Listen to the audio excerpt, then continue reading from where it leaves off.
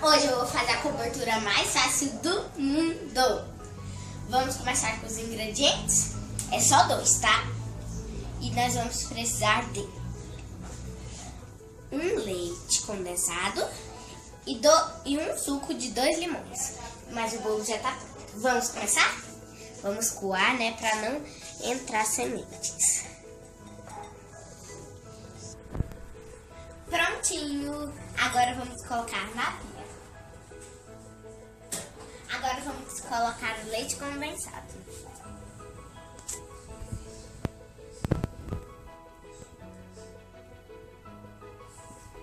Pronto, agora é só mexer bem.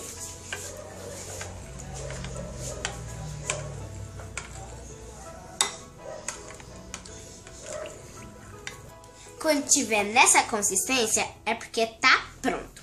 Vamos começar?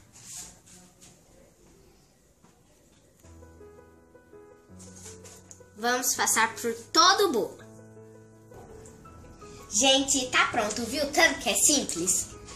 Se vocês não gostarem muito azedinho, é só colocar só um limão. Agora vamos jogar os granulados por cima, que são esse e esse. Então, muito cuidado para não derramar. Colocando uma colherzinha.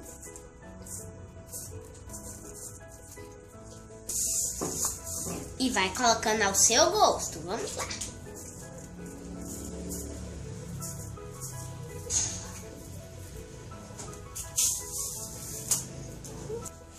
Gente, eu vou colocar com a mão mesmo, que tá mais fácil, né? Olha tanto que o bolo tá ficando lindo. Eu vou comer ele rapidinho.